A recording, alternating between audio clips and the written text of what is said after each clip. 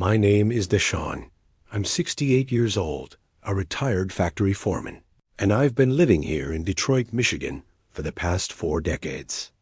What I'm about to tell you is about the day 35. Years of marriage came crashing down in seconds when I walked through my front door and discovered something that still haunts me to this very day. If you've ever felt the sting of betrayal or know somebody who's been through this kind of pain, go ahead and hit that like button to encourage an old brother. Subscribe to the channel Real Talk Stories so you don't miss any of my life lessons, and drop a comment telling me where you're watching from and what time it is right there. Have you ever experienced something that shattered your faith in somebody you loved more than life itself? It brings me real joy knowing which corner of this country and what time of day you're tuning in to hear my story. Was born down in Memphis, Tennessee, a city where the smell of barbecue ribs fills the air on Saturday afternoons and cornbread is made fresh every morning. My daddy was a truck driver, a man who didn't waste words, but kept every promise he ever made. He used to say that a black man's word was his bond, stronger than any contract a lawyer could write up. I grew up watching my father leave before sunrise and come home when the streetlights were already glowing. But never once in all those years did I see my mama question where he'd been. They had that old school trust, you understand? That solid foundation where you knew the other person was there, steady as a rock, no matter what storms came through. I was the baby of 6 children, 4 boys and 2 girls. We didn't have much, but we had everything that mattered. My mama made Sunday dinners that filled our little house with smells so good the neighbors would slow down walking past. After church service, we'd all gather around that table to eat fried chicken, macaroni and cheese, collard greens, cooked down with ham hocks, candied yams, and her famous peach cobbler. Man, those were the golden days. We played in the streets until the streetlights came on. That was the rule. We shot hoops with a worn basketball, played stickball with a broomstick, flew kites made from newspaper and string. I was skinny as a rail but fast, could run like lightning when the ice cream truck came around the corner. When I started working at just 14 years old, I was a stock boy at Johnson's hardware store downtown Memphis. Mr. Johnson was a fair man, one of the few black business owners on Beale Street back then. He taught me the value of honest work and showing up on time. I stocked shelves, swept floors, organized tools and supplies. The money wasn't much, but every dollar I brought home made my mama's eyes light up. She kept it in an old coffee can under the kitchen sink. Said she was saving it for when I really needed it. Turned out she never had to use it for me. She spent it on a beautiful dress for my oldest sister's wedding dot. It was at a church picnic that I first laid eyes on Denise. She had these warm brown eyes that sparkled like stars, and she wore this yellow sundress that moved when she danced to the Temptations playing on somebody's radio. I stood there like a complete fool, just watching her. My older brother Yamarcus gave me a hard shove and said, "Man, go talk to that sister. A fine woman ain't gonna wait around for no shy brother." I gathered up my courage, walked across that church lawn, and asked her to dance. She smiled, took my hand, and right then, my friend, I knew I'd found the woman I was going to spend my whole life with. We courted for 3 years. I'd walk up to her house on the hill every evening after work. We'd sit on her front porch, drink sweet tea her mama made, and talk about everything under the sun.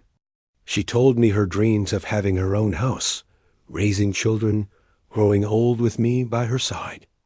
I promised her I'd work my fingers to the bone to give her all of that, and I meant every word from the depths of my soul. Denise was sweet and loving. She made me laugh harder than anybody I'd ever known. My family loved her, and her family welcomed me like I was already their son. We got married on a hot summer afternoon at Greater Mount Zion Baptist Church, the same church where we'd met.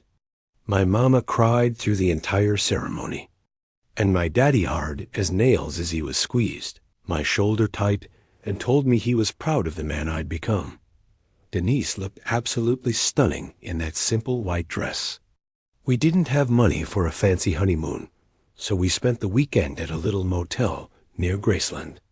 But I was happy. Lord knows I was happy. I thought I had everything a man could ever want. Shortly after we married, we moved up to Detroit, where I'd gotten a job at the Ford plant on the assembly line. The city was booming then, full of opportunities for a young black man willing to work hard. We rented a small apartment on the east side. Nothing fancy, but it was ours. Denise got a job sewing at a garment factory downtown. We worked hard, saved every penny we could. Those first years were tough, real tough. The winters in Detroit were brutal compared to Memphis. That cold wind coming off the lake would cut right through you. But we had each other, and that was enough. Little by little, we saved up money and bought our own house, a modest 2-story brick home in a decent black neighborhood. It was the proudest day of our lives when we got those keys. We had 2 children.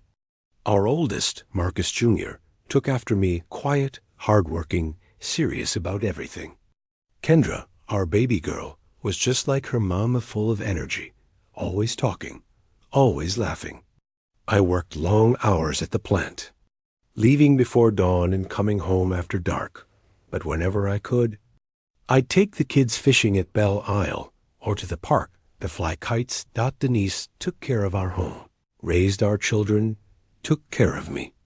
She made that fried chicken I loved so much, and on cold winter nights, we'd bundle up under quilts, listening to the wind rattle the windows. I believed we'd built something solid, something that nothing and nobody could tear down. But life, my friend, has a way of teaching you that nothing is guaranteed to last forever. The years rolled by, and life continued in that same rhythm. I kept working at the Ford plant, eventually working my way up to foreman. It was demanding work. I had to manage crews, handle production schedules, deal with union issues. I left the house before 6 a.m. most mornings and didn't get home until after 7 p.m. On Saturdays, I worked until noon. But I didn't complain because every extra hour of overtime meant more security for my family. Denise stayed at the garment factory for a while, but when the kids got bigger, she quit to stay home full-time. She said she wanted to take better care of the house, be there when the kids came home from school. Made perfect sense to me. The daily grind was wearing on her, and I was making enough to support the family. The house was always spotless. Dinner was always ready at the right time. Clothes were always washed and ironed. Denise was a good wife. I never doubted that for a second. Marcus Jr. grew up and became a responsible young man. He studied mechanical engineering, got a good job in Atlanta, and moved down south. Kendra took a different path. She married young to a brother from right here in Detroit, gave us 2 beautiful grandbabies. Life kept moving forward. Years kept passing, and Denise and I found ourselves alone in that big house. The children had their own lives now. They'd visit on holidays and birthdays, but day to day, it was just the 2 of us. That's when the first signs started appearing, but blind as I was, I didn't see a damn thing. Denise started dressing differently, wearing newer clothes, getting her hair done more often, buying perfumes I'd never smelled before. I thought it was beautiful. I figured she was taking care of herself, feeling good about how she looked. She also started going out more. She'd say she was going to her girlfriend Pam's house, or to the beauty salon, or to the church augury meeting. I encouraged it. I told her it was good that she had her own activities, that she shouldn't just sit home waiting for me to walk through that door. Our neighbor, Terrell, had moved into the house next door about 3 years earlier. He was a younger guy, maybe in his late 30s, single, worked in IT or something with computers, one of those tech jobs I didn't fully understand. He was polite, always spoke when he saw us, offered to help carry heavy grocery bags or shovel snow in the winter. I actually liked him. He seemed like a good neighbor, the kind you want living next door. Sometimes we'd chat by the fence. He'd ask how work was treating me. I'd ask about his job. Nice guy, I thought. Real respectful. Never in my wildest imagination did it cross my mind what was really going on. Denise and Terrell started talking more too. She mentioned he'd asked her for advice about cooking, said the poor brother was living on microwave dinners and takeout. Seemed natural enough to me, just neighbors being neighborly, looking out for each other like people should. Several times, I'd come home and she'd mention she'd taken a plate of food over to Terrell. That boy's living on junk food, she'd say. Somebody needs to make sure he eats right. I even joked about it, told her she was too kind-hearted, always taking care of everybody. It never crossed my mind that it could be anything else. Not once. Then Denise started getting more irritated with me. She'd complain that I worked too much, that I was never home, that we didn't talk like we used to. I tried explaining that I had to work, that the bills didn't pay themselves, that I was doing it all for us. But she kept pushing, saying I was getting old, that I should slow down, that we had enough money. I didn't understand where this restlessness came from. This sudden dissatisfaction with the life we'd built together over 3.5 decades. I started noticing she was more distant in bed too. Before, we still had those moments of affection, of intimacy, even after all those years together. But it started cooling off, you know. She always had an excuse, a headache. She was tired, her back hurt, she wasn't feeling well. I respected it, didn't push the issue. I figured it was age catching up with both of us, that it was just natural. But deep down, it bothered me. Left me with this strange feeling in my chest. Like something was wrong, but I couldn't put my finger on what. One day, I came home earlier than usual, because we'd finished a big order at the plant, and the boss let us go early. It was mid-afternoon, maybe around 3 o'clock. Rare for me to be home at that hour. When I walked in, the house was quiet.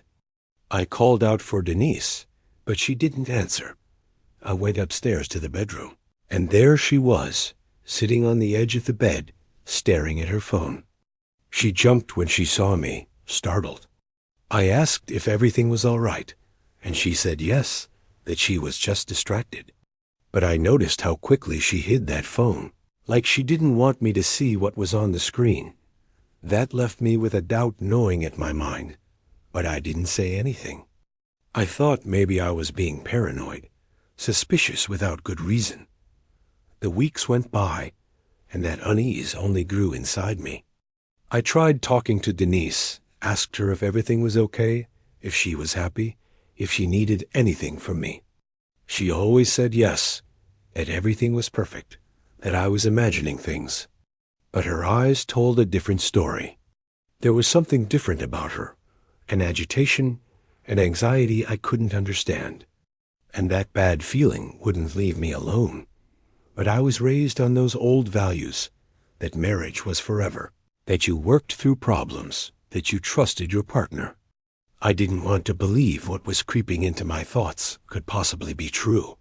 Months passed, and that sick feeling in my gut only intensified. I tried to ignore it, convince myself I was making something out of nothing, that it was all in my head. But there was this tension in the air, thick and heavy, that I couldn't explain. Denise was increasingly distant, more irritated over little things. If I came home and complimented dinner, she'd roll her eyes. If I suggested we watch a movie together, she'd say she was too tired. If I tried to have a conversation, she'd give me one-word answers, like talking to me was some kind of burden. I started noticing physical changes too. She'd lost weight, was wearing more makeup, using perfumes I'd never smelled on her before. One evening I came home, and her hair was dyed a lighter color, styled differently. She was wearing a new blouse I didn't recognize, I asked if she'd bought new clothes, and she told me she'd found it on sale at Hudson's. I complimented her, told her she looked beautiful, but she barely looked at me, just mumbled, "Thanks," and walked to the kitchen. That hurt, you know. It hurt bad because I realized she wasn't dressing up for me. She was dressing up for something else, or worse, for someone else. Terrell seemed to be increasingly present in our lives. He started showing up more frequently, always with some excuse. He needed to borrow a cup of sugar. His cable was out, and he wanted to know if ours was working. He'd made too much coffee and was bringing some over. I found all of it normal enough, just good neighbors being neighborly. Living next to polite people is a blessing, but Denise got way too excited when he showed up. Her eyes would light up in a way they didn't light up when she looked at me anymore. There was one afternoon I came home from the plant early, and I found the two of them talking by the fence between our yards. They were laughing, standing close to each other, too close. When they saw me, they separated real quick. Terrell made up some excuse about asking about lawn care, said he had to go, and hurried back to his house. Denise went inside ahead of me, and I felt this heaviness in my chest, like somebody had put a weight on it. I asked her what they'd been talking about, and she said it was nothing important, that Terrell had told some joke. But she didn't tell me what the joke was, and that bothered me all night long. I started paying closer attention. I noticed that when I left for work in the morning, many times Terrell was leaving his house at the same time. But he worked from home, so why was he leaving? And when I came home earlier than usual on occasion, I'd see him arriving home shortly after me, like he'd been somewhere and had rushed back. None of it made sense. Or maybe it made perfect sense, and I just didn't want to see it. One night, Denise was in the shower, and her cell phone rang on the kitchen table. I glanced over and saw Terrell's name on the screen. My heart started racing. I stood there watching that phone ring and ring and ring until it stopped. I thought about picking it up, checking the messages, but something stopped me. It was fear of confirming what I already suspected deep in my soul. When Denise came out of the bathroom, I asked if her phone had rung. She said no, that she hadn't heard anything. A lie. I was certain it was a lie. After that night, I started noticing more things. Denise started going out more frequently, always with ready-made excuses. She was going to the grocery store. She was going to her girlfriend's house. She was going for a walk at the park. And every time she went out, she'd be gone for hours. I'd call her cell phone, and she'd take forever to answer. Or she wouldn't answer at all. Later, she'd send a text saying she'd been busy. Busy doing what? I didn't ask, because I was afraid of the answer. Afraid of losing control. Afraid of destroying everything without being absolutely sure. But the final straw came when I found a note in her drawer. I wasn't snooping. I swear to God. I was putting away clean laundry in the dresser when I saw a folded piece of paper tucked between her blouses. I picked it up without thinking, opened it, and read it. Just a few handwritten words. Today was special. Thanks for everything. T. The handwriting was a man's firm, slanted. The T could only be Terrell. My hands started shaking. My vision blurred. I sat down on the edge of the bed with that paper trembling in my hand, and I felt such a sharp pain in my chest. I thought I was about to have a heart attack right there. I didn't confront Denise in that moment. I couldn't. I put the note back where I found it, arranged the clothes, and walked out of the room. I went downstairs, sat in my recliner, turned on the TV, but I wasn't watching anything. All I could hear was the blood pounding in my ears. All I could feel was this lump in my throat, this urge to cry and scream at the same time.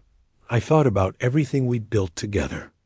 I thought about the years of hard work, about the promises we'd made to each other at that church altar, about the children we'd raised, about the good times we'd shared.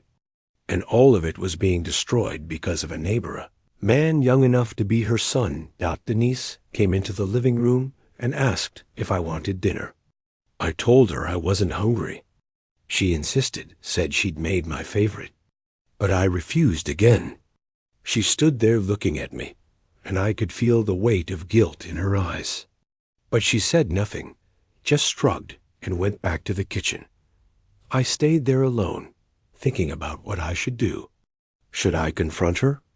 Should I go next door and beat Terrell's ass?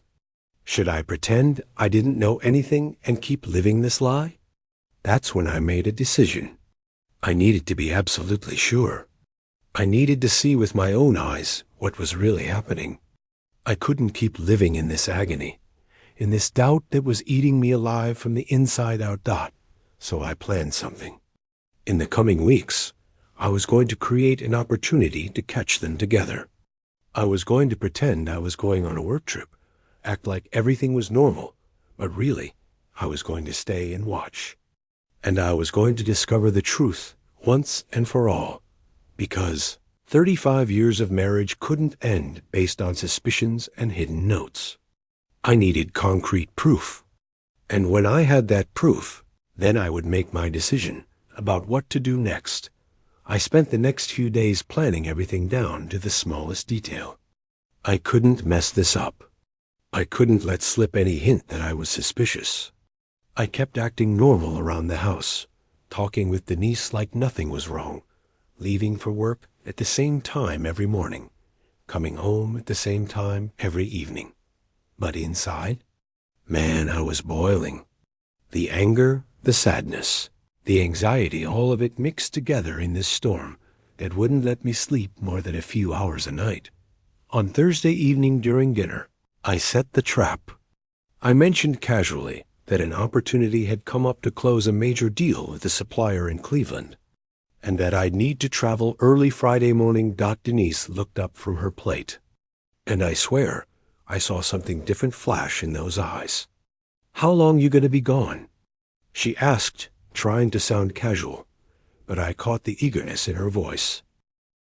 "I'll be back Saturday evening," I replied, watching every little reaction she made. "Oh, okay then," she said, and went back to eating. But I saw at that slight smile at the corner of her mouth she tried to hide. Right then, my stomach turned over. Friday morning, I packed my small overnight bag, the same one I always took on short business trips. I put in some clothes, my toiletry kit, acted like I was really getting ready for a trip. Denise was in the kitchen making coffee, way too calm for someone whose world was about to fall apart. I came downstairs with the bag, drank my coffee quick, gave her a cold kiss on the cheek, and headed out. I got in my car, started it up, waved goodbye, and drove off down the street. But I didn't go to Cleveland. I drove around the block, parked my car 4 streets away in front of an abandoned house where nobody would notice it, and walked back. I came in through the alley behind our street, staying low, moving quiet. I positioned myself behind some thick bushes in the vacant lot next to our property. My heart was pounding so hard, I thought the whole neighborhood could hear it. From where I was crouched, I had a clear view of Terrell's front door and the side entrance to my own house. I waited. 15 minutes passed, then 30, then 45. Nothing happened. I started thinking maybe I'd lost my mind, that I was doing something crazy, hiding like some kind of criminal near my own home. But then I saw my side door open. It was Denise. She looked left, looked right, like someone checking to make sure the coast was clear. Then she walked straight across to Terrell's house, moving quick. My blood ran cold. My legs started shaking so bad I almost fell over. I watched her ring his doorbell. The door opened immediately, like he'd been waiting right there. Terrell appeared, smiled at her, and she went inside. The door closed behind them both. I stood there paralyzed, unable to move, unable to think straight. How long did I stay frozen in that position? I don't know. Could have been 5 minutes. Could have been 50. All I could do was stare at that closed door, imagining what was happening inside, feeling a pain so deep I can't even describe it properly. But I still didn't have enough proof. Not yet, so I waited a little longer, gathered whatever strength I had left, and snuck away from there. I drove to a diner downtown, sat in a booth, drank coffee, tried to calm myself down. I kept checking my watch. It was almost noon, Doc.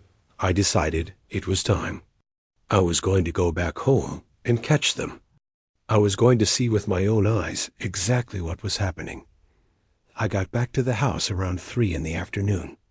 I parked in the driveway real slow, real quiet, killed the engine. I took my keys, opened the front door with total care, trying not to make a sound. The house was silent. Too silent. I started up the stairs, and that's when I heard it. Moans. Loud moans coming from my bedroom. From my bedroom, our bedroom, the place where Denise and I had slept together for 35 years. I took the rest of those stairs 2 at a time, my heart exploding in my chest. I reached the hallway, and the sounds were even louder now. It was her voice. I recognized it. But I had never, ever heard her make sounds like that with me. Never. I got to the bedroom door and grabbed the handle. Locked. The door was locked from the inside. In my own house, the door to my own bedroom was locked, and my wife was in there with another man. I pounded on that door hard, slamming my fist against the wood. "Denise, open this damn door!" I shouted, my voice coming out rough and raw. The moans stopped instantly. Complete silence. Then I heard her voice, all panicked and trembling. "Calm down, DeShawn. Wait, just wait a minute. I'm just cleaning up in here." Cleaning up? Did she really think I was that stupid? That I didn't know exactly what was happening behind that locked door? "Open this door right now, Denise." I screamed again, pounding harder, but she didn't open it. She just kept telling me to wait, to calm down, making up ridiculous excuses.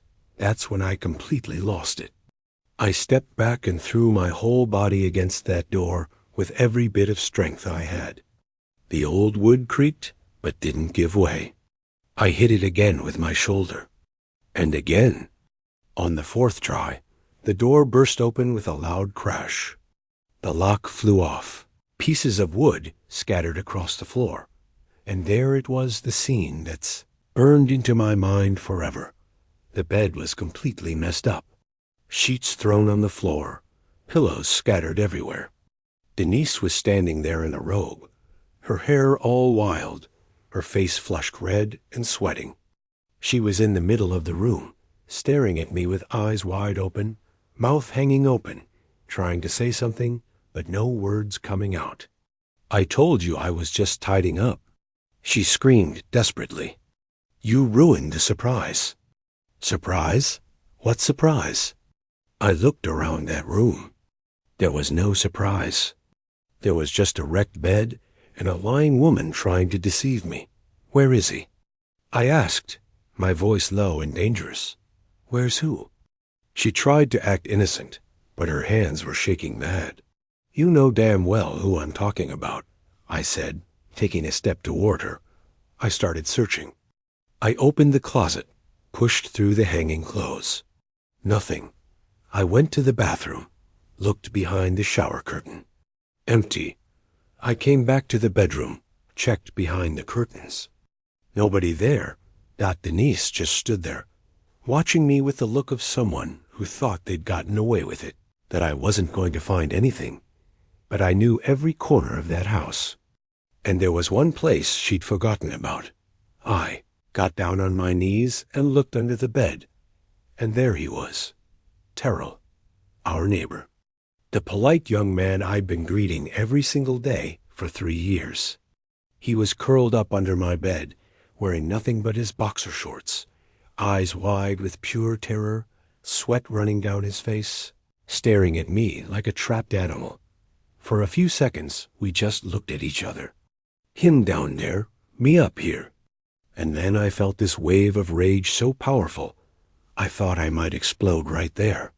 "Get out from under there," I told him, my voice shaking with fury. "Get out from under there now." Terrell stayed frozen for a moment, like a cornered rat that didn't know which way to run. I said, "Get out from under there." I screamed this time. He started crawling out, face down, looking pathetic and cowardly and ridiculous. When he finally stood up in front of me in just his underwear, he tried to speak. "Mr. Williams, I can explain." "Explain what?" I cut him off. "That you were hiding under my bed in my house after being with my wife? By accident?" I took a step toward him, and he backed up fast, pressing himself against the wall. I wanted to punch that face. I wanted to break every bone in his body. I wanted to make him feel even a fraction of the pain ripping through me, right then dot my hands balled into fists. My whole body tensed up, ready to attack.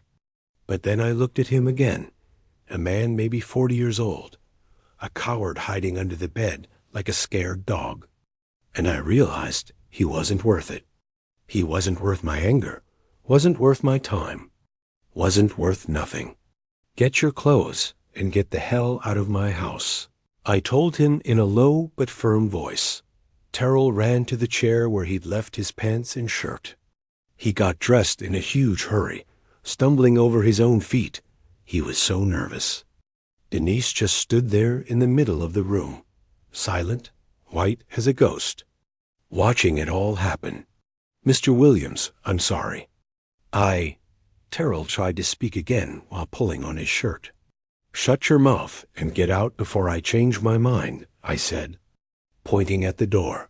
He ran out, nearly falling down the stairs, and I heard the front door slam shut. Now, it was just me and Denise. The silence was so heavy, it felt like the air had turned to concrete. She opened her mouth to speak, but I raised my hand. "Don't," I said. "Don't say nothing right now. Don't try to explain. Don't make up excuses." She closed her mouth. Her eyes filled with tears, but they weren't tears of real regret. They were tears of somebody who got caught, somebody who knew they'd lost everything. I looked around that room, our room, the place where we'd shared so many moments, where our children had been conceived, where we talked about dreams and plans in the future. And now everything was stained, everything dirty, everything destroyed. I would never be able to walk into that room again without seeing this image. Terrell under the bed, Denise in that robe, the sheets on the floor, betrayal stamped on every single detail. "How long?" I asked without looking at her. Still staring at the mess around me, Denise stayed silent. "I asked you how long," I shouted, turning toward her. She jumped from the shock and started crying harder. 2 years, she whispered through her sobs. 2 years, DeShawn. It started 2 years ago. 2 years. 730 days. While I was working 12-hour shifts at that plant, while I was busting my back to provide for us, while I believed we still had a real marriage, she was with him. With our neighbor. A boy young enough to be her son. "Why?" I asked, and this time my voice came out weak, broken.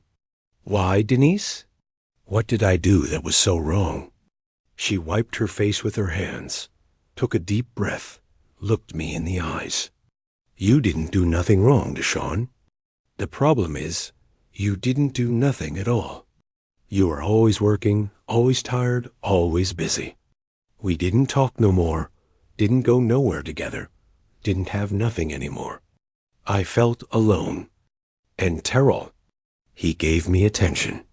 He made me feel alive again, made me feel like a woman." Those words hit me like punches to the gut. I didn't make her feel like a woman?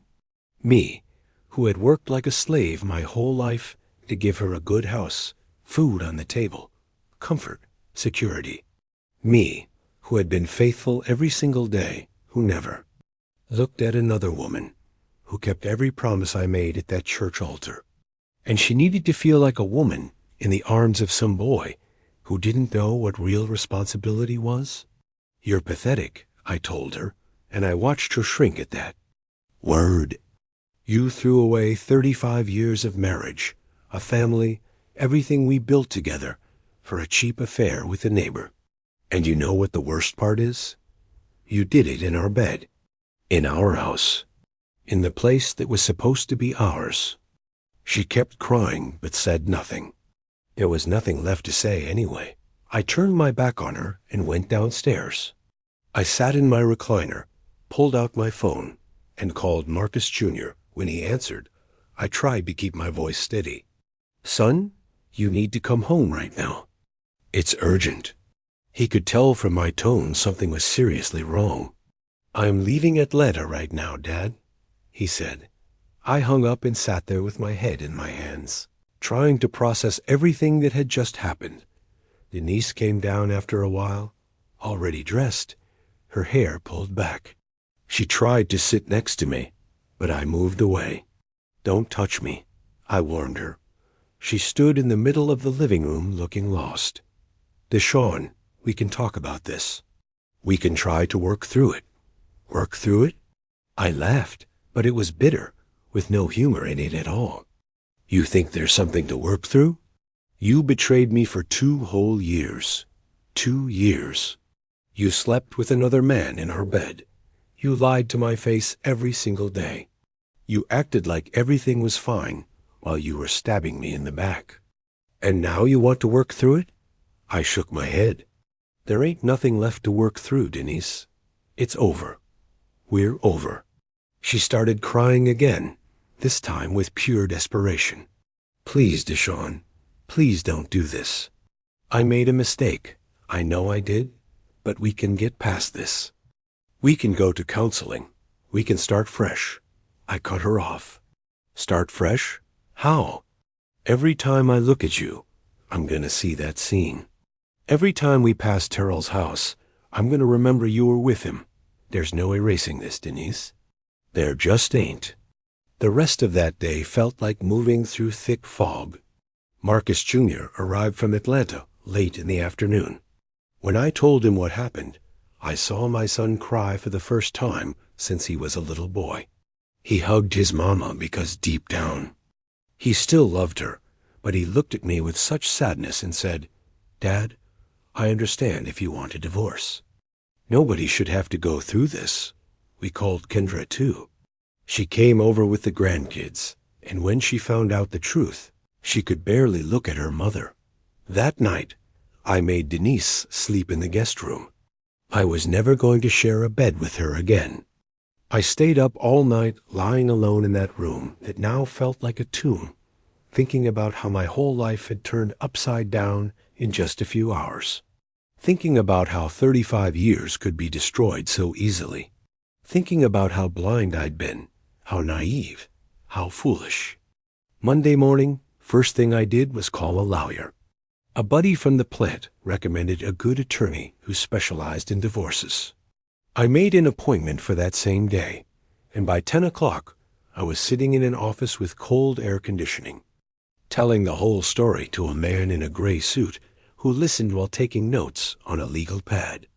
When I finished, he took off his glasses, rubbed his eyes, and said, Mr. Williams, you have every right to file for divorce on grounds of adultery.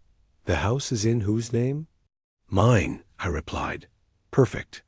We're going to make sure you keep everything that's rightfully yours.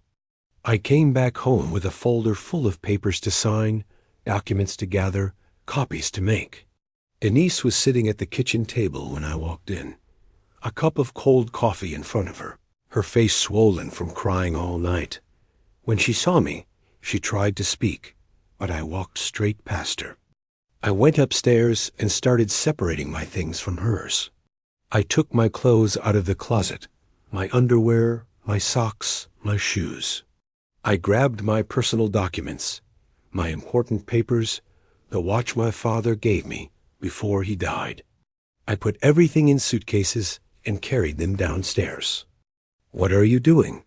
Denise asked, jumping up from her chair when she saw me coming down with the luggage. I'm leaving, I said without looking at her. I'm staying at Kendra's for a few days, until I find my own place. You can stay here until the divorce goes through, but after that, you're going to have to find somewhere else to live. This house is mine." She opened her mouth to argue, but I kept going. "And another thing, Denise, don't try to contact me. Anything you need to say, you say it to my lawyer. Here's his card." I tossed the business card on the table and headed for the door. "DeShawn, wait," she shouted, running after me. "Can't we at least talk? Try to understand what happened?" I stopped at the door, turned around, and looked her dead in the eyes. Those eyes that used to seem beautiful to me. Those eyes that now only made me feel sick. "What happened is you betrayed me for 2 years with a man living 30 feet from our house.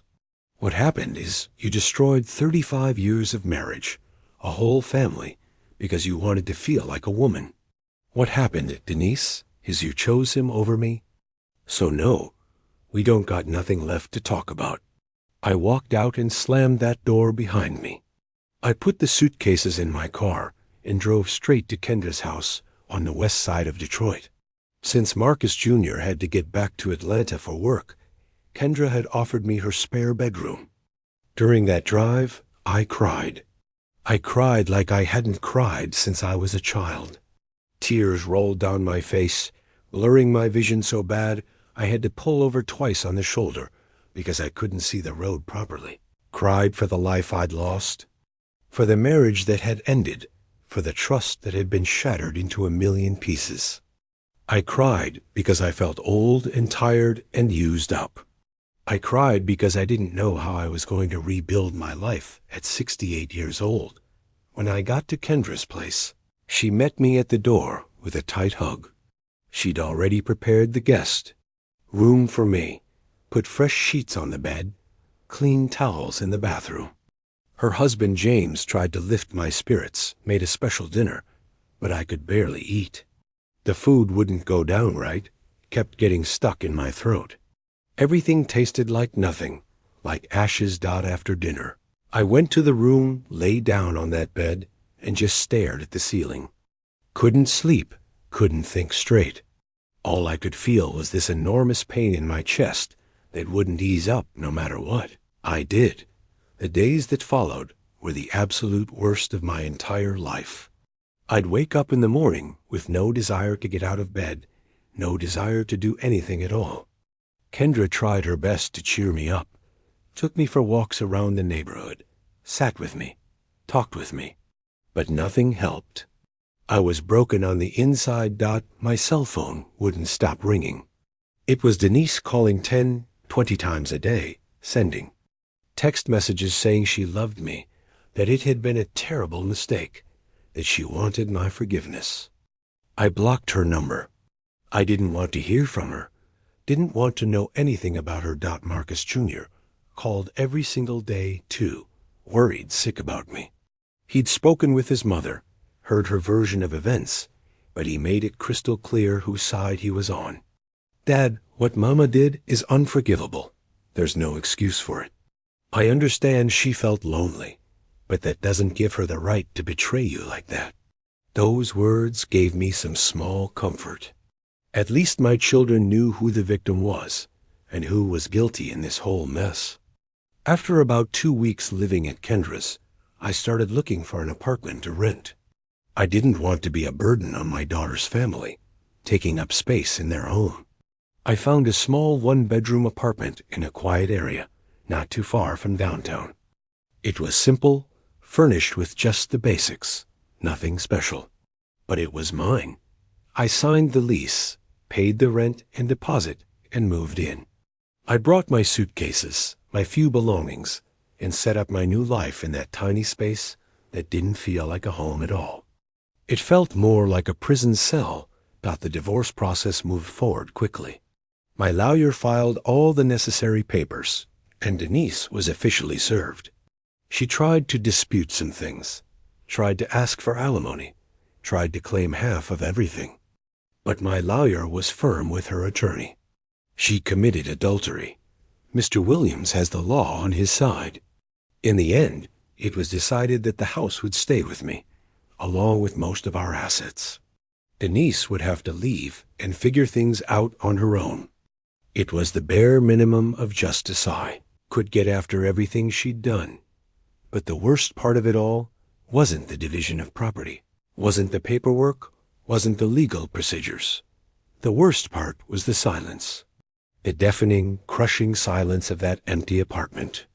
I'd wake up in the morning with nobody to say good morning to. I made coffee alone, drank it alone, washed the cup alone, ate lunch alone, ate dinner alone, went to bed alone. The loneliness was so overwhelming, it felt like it was going to swallow me whole. And it wasn't just any kind of loneliness. It was the loneliness of someone who'd lost 35 years of their life all at once.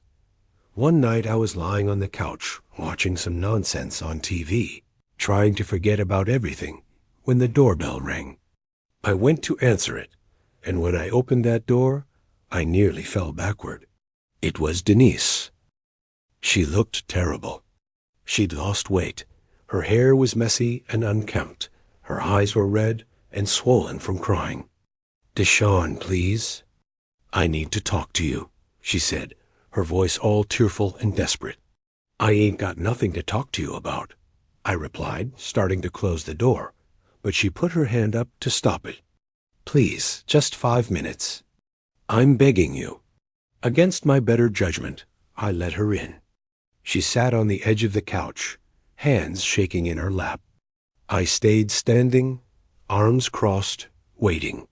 "I broke it off with Terrell," she said, looking down at the floor. "I ended it the same day you caught us. I never spoke to him again. He moved out of the neighborhood, sold his house, and left Detroit. And I'm completely alone now, DeShawn. Totally alone. I lost you. I lost him. I lost the trust of our children. I lost everything. And I deserved it. I know I deserved it. But I wanted you to know that I regret it. I regret it so much I can't even sleep at night anymore." I listened to all of that without showing any emotion on my face. When she finally finished, I took a deep breath and told her exactly what was on my mind. "You think I care if you're feeling regret? You think that changes anything? Denise, you betrayed me for 2 solid years. 2 years. Every single day you looked me in the face and lied. You kissed me knowing you'd been kissing him. You slept next to me knowing you'd been with him. And now you come here crying about regret?" I shook my head slowly. "Go on, Denise. Go home. And don't come back here again."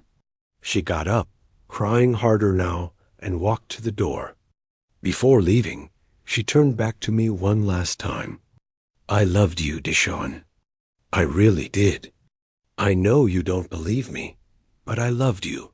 I looked her straight in the eyes and replied, "If that was your idea of love, then I never want to feel your hate." She left, and I closed the door behind her. I leaned back against that door, slid down to the floor, and cried one more time. Because even after everything that had happened, a part of me still hurt for her. The months crawled by slowly. Each day felt like it lasted forever. The divorce finally went through completely, and with it came this strange sensation, half relief, half emptiness. I was officially separated after 35 years of marriage. Free, but at the same time, completely lost. The house in the old neighborhood was sold. I didn't want to go back there anymore. Didn't want to see those walls that held so many memories, both good and terrible. I took my share of the money and invested it somewhere safe. At least I wasn't going to face any financial difficulties. I kept living in that small apartment. Over time, I got used to the loneliness. I learned to cook for myself, something I'd never really done well before. I made rice, beans, fried up some chicken, nothing fancy, but enough to survive on. On Sundays, I'd go eat at Kendra's house, or she'd come pick me up to spend the day with her family and the grandkids. Those kids made me laugh, made me forget the pain for a little while. But when I returned to that empty apartment at the end of the day, It all came rushing back. The sadness, the loneliness, the feeling that my life had basically ended. There were nights I couldn't sleep at all. I'd lie in bed, staring at the dark ceiling, reliving everything over and over in my head. The scene of that locked door, the moans I heard, Terrell hiding under the bed like a coward, Denise's look of desperation when she got caught. Those images haunted me like ghosts that wouldn't leave me alone. I tried to push them away, tried to think about other things, but they always came back. Especially in the early morning hours, when the silence in the apartment was so complete, I could hear my own heartbeat. The worst moments were when I'd see elderly couples on the street, walking hand in hand, talking quietly, laughing together. That should have been Denise and me. That was what I'd planned for our golden years. And instead, here I was alone, living in a rented apartment, eating reheated meals, sleeping in a cold bed. Bitterness was sometimes so intense, I could taste it in my mouth. Tightness in my chest that wouldn't go away even with the medication the doctor gave me. I started going to the small park near my apartment early in the mornings. I'd get up with the sun, put on a jacket, and go out to walk. The fresh air, the birds singing, watching people head off to work, all of that helped clear my mind a little bit. I'd sit on a bench, drink coffee from a thermos I brought with me, and just observe life passing by. There was an older gentleman who was always there with an old dog. We'd exchange good mornings every now and then. There was a lady who sold fresh-baked goods from a little cart. Slowly, these people became familiar faces in the new routine I was trying to build for myself. One morning, I was at the grocery store buying a few things when I accidentally bumped into a woman. Her shopping basket fell to the floor. Apples rolled everywhere. A box of cereal dropped. A jar of pasta sauce nearly broke. I got all flustered, apologizing like crazy, bending down to pick everything up, feeling like a clumsy old fool. She smiled warmly and said there was no problem, that these things happened to everyone. She bent down to help me pick things up too. She had a kind, genuine smile and clear, gentle eyes. We chatted a little right there in the middle of the grocery aisle while putting items back in her basket. Her name was Gloria. She was a widow who'd lost her husband to a stroke about 4 years ago. She lived alone in an apartment not far from mine. She had 3 children who lived in other states. We talked about the price of groceries, about how hard life was for retired folks, about the weather, just simple small talk. But it felt good. It had been a long time since I'd talked with someone naturally like that. Without all the weight and pain, we ended up leaving the grocery store together, each carrying our bags, continuing to chat along the way. I discovered she lived only about 4 blocks from me. When we reached her building, we said our goodbyes, and she said, "It was real nice meeting you, DeShawn. Maybe we'll run into each other around here again." I told her that would be nice, and I went on my way. But that meeting stuck with me. There was something about her, a calmness, a peacefulness that I found myself drawn to in the following days. I started running into Gloria more frequently.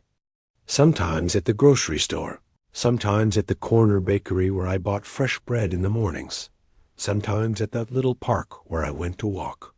She walked there in the mornings too, carrying a water bottle, doing a few laps around the path. We started walking together, talking about everything and nothing. She told me about her late husband, her children, how difficult it had been to rebuild her life alone. And I started opening up too, little by little, telling bits and pieces of my story. She was a simple woman, calm, soft-spoken. She didn't have that agitation Denise had in those final years. She was peaceful, serene, seemed to be at peace with life even after losing her husband in such a painful way. I admired that about her right from the start, the strength she had, the ability to move forward, to find joy in the small things. After a few weeks of these chance meetings, I gathered up my courage and invited her for coffee. We went to a little coffee shop downtown, a cozy place with wooden tables and the smell of fresh pastries. We sat at a corner table near the window, ordered coffee and slices of sweet potato pie, and talked for hours. Time just flew by. I told her my complete story, didn't hide a single thing. I talked about the betrayal, the locked door, Terrell under the bed, the divorce, the pain I still felt deep inside. I talked about the sleepless nights, about the loneliness that was drowning me, about the fear that I'd never be able to trust anyone again. She listened to everything with complete attention, never interrupting, never judging, never making harsh comments about Denise. She just listened. And when I finished speaking, she reached her hand across the table and took mine. Her hand was warm and soft, and that simple gesture comforted me more than any words could have. "I understand your pain, DeShawn," she said quietly. "When I lost my husband, I thought I was never going to be able to move forward. I thought my life was over too. But life goes on, and we have to go on with it. Not to forget what happened, but to honor the time we still have left." Those words resonated in my head for days afterward. Life goes on. Was I ready to move on? Could I open my heart again after being hurt so badly? I didn't know for sure, but for the first time in months, I felt a small glimmer of hope, a tiny desire, still shy but real, to try again, to believe that maybe there was still room for happiness in my life. Gloria and I started seeing each other more regularly. We went to movies to watch those classic films we both loved. We walked through Belle Isle Park on Sunday mornings. We had dinner together at simple neighborhood restaurants. It wasn't anything romantic at first, just companionship, two lonely people who found comfort in each other's presence. But slowly, without even realizing it, I started opening up more, smiling more, living more. She introduced me to her children through video calls. They lived far away, one in Phoenix, one in Dallas, one in Seattle, but they were attentive, called their mama every week. And Gloria met my kids too. Marcus Jr. and Kendra liked her immediately. They could see she was a good person who was good for me.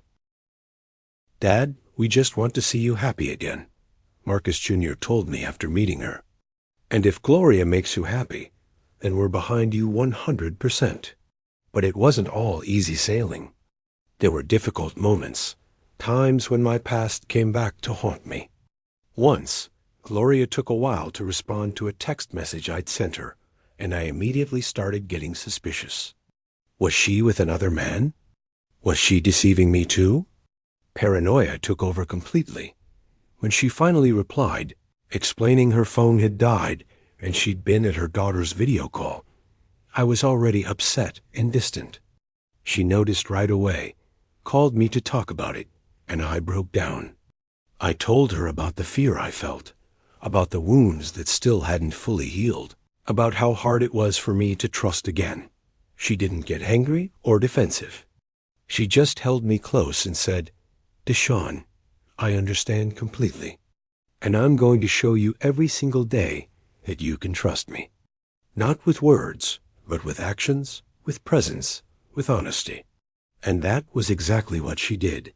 Every day, every gesture, every word showed me she was different. That she wasn't going to betray me, wasn't going to abandon me, wasn't going to hurt me. I started realizing I genuinely liked being with her. I liked her calm way of being, the patience she had with me, the respect she showed for my pain. She never pressured anything, never demanded anything, never asked if I still had feelings for Denise, never forced me to forget the past. She was just there, present, steady, like an anchor holding me when the waves tried to pull me back into that ocean of sadness. One evening, she invited me to dinner at her apartment. She made delicious baked chicken with cornbread dressing and green beans, recipes from her grandmother, she said. We ate, talked, laughed. She told me funny stories about her grandchildren who visited during summer vacation. And I told her about the time Marcus Jr. and I went fishing and never caught a single thing but pretended we'd had a huge catch. When the night was ending and I was getting ready to leave, she looked me directly in the eyes and said, "DeShawn, I know you're still healing. I know the wound of betrayal is still open, still hurts, still bleeds sometimes. But I want you to know that I'm not her. I'm not going to hurt you. I'm not going to betray you. I'm not going to lie to you. If you want to try something real with me, it'll be with complete honesty and mutual respect. But if you're not ready yet, that's perfectly okay too. I'll keep being your friend. Keep being here. No pressure, no demands." I stayed quiet for a long moment, processing those words carefully. I looked at this woman who'd appeared in my life in such an unexpected, simple way. And then, for the first time since I'd discovered Denise's betrayal, I felt my heart beat differently. It wasn't wild passion, wasn't that fire of youth I'd felt when I first met Denise decades ago. It was something calmer, more mature, deeper. It was the possibility of starting over, of having a true partner, someone who'd be with me not out of obligation or convenience, but out of genuine choice. "I want to try," I said finally, and I saw her eyes light up. "But you're going to have to be patient with me, Gloria. Real patient. You're going to have to understand that sometimes I'll be scared. I'll be suspicious for no good reason. I'll protect myself too much. The betrayal left deep scars that'll take time to fully heal." She smiled that gentle smile that had already become so familiar to me, took my hand in hers, and said, "I have all the patience in the world, DeShawn. And we're going to walk through this together, at your pace, without any rush." And so began a new chapter of my life. It wasn't easy, wasn't without stumbles along the way. There were moments when my heart still ached remembering Denise, remembering those 35 years that had gone down the drain. There were moments when I'd look at Gloria and feel afraid to give myself again, to allow myself to be vulnerable, to trust fully. But she was patient, just like she'd promised. She went on earning my trust little by little, brick by brick, with simple but consistent gestures, with truthful words, with constant presence. She taught me things I'd never learned before. She taught me to really cook, not just basic survival food, but tasty dishes with different spices and seasonings. She taught me to care for plants, and together we set up a small herb garden on my apartment balcony. She taught me to look at life with more lightness, not to take everything so seriously, to enjoy the small moments, and I, slowly but surely, started learning to trust again, to love again, but in a different way, more mature, more conscious, more genuine than before. Denise tried to contact me a few more times over that period. She'd send messages on the grandkids' birthdays, at Christmas, at New Year's, always trying to start some kind of conversation, always apologizing, always saying she regretted everything. But I never responded. Not out of anger anymore. The anger had passed, transformed into simple indifference. I just didn't respond because there was nothing left to say. That chapter of my life had closed permanently, and I was writing a brand new one. Today, when I look back and see everything I went through, I think about how unpredictable life really is. I thought I knew exactly how my old age was going to be. I thought I'd grow old next to Denise, that we'd be that elderly couple holding hands that I used to see on the street.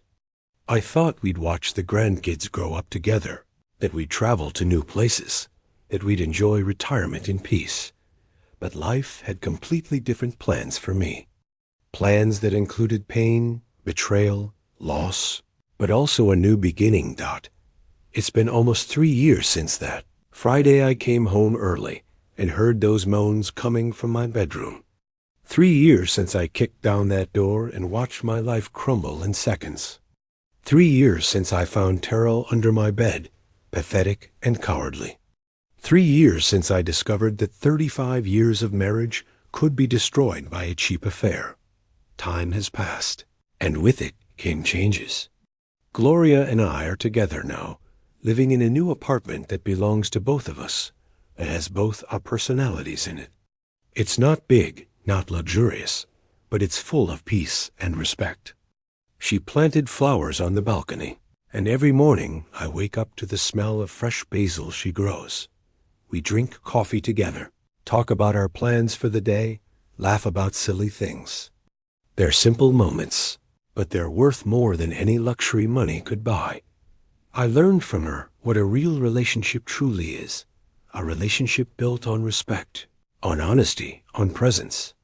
Gloria doesn't lock doors, doesn't hide her phone, doesn't make up strange excuses. She's transparent, she's truthful, she is exactly who she shows herself to be. And that, my friend, is priceless. My children are doing well. Marcus Jr. is still in Atlanta, working hard, taking care of his family. Kendra's still here in Detroit. We talk more frequently now. She calls me every week, comes to visit with the grandkids regularly. Those kids adore Gloria. They call her Grandma Gloria, and that warms my heart more than I can say. I heard through Kendra that Denise is still living somewhere in Detroit, renting a small place, living alone. Terrell really did leave the city. Completely knows where he went. All the old neighbors found out about the scandal, and Denise became the talk of the neighborhood for a long time. I don't wish her harm, not anymore. But I don't feel pity either. She made her choices, and now she's dealing with the consequences. That's just life. If I could go back in time, would I do things differently? Maybe. Maybe I would have paid more attention to the warning signs, talked more with Denise, noticed she was drifting away. But I also think maybe everything happened exactly as it needed to happen for me to get where I am today, beside a woman who respects me, values me, loves me exactly as I am, with all my wounds and scars. Life after 65 can be a brand new beginning. It can be a fresh opportunity, a chance to be happy in a way you never were before. It's not the end when a marriage ends, even if it lasted for decades. It's not the end when you discover you are betrayed by the person you loved most. It's painful, it's devastating, but it's not the end. It's just the end of one chapter, and you can write new chapters, better ones, truer ones. Today, I'm a different man from the one who walked into that house on that Friday afternoon. I'm more cautious, more aware, but I'm also better at recognizing when someone is genuine, when someone deserves my trust. And I found that in Gloria. I found someone who doesn't see me as an old fool who can be deceived, but as a companion, as a partner in this journey called life. I'm really grateful you're here and that I could share my story with you today. If you appreciated it, show me some love by hitting that like button and subscribing to the channel. Drop a comment telling me what city you're watching from and what time it is there right now. I'm always curious to know where all you good people are tuning in from. If you want to support me a little extra, you can send a small donation. I truly appreciate it. I share new life stories with you every single day. And now, 2 of my most popular stories will pop up on your screen so you can choose what to watch next. Until next time, family, take care of yourselves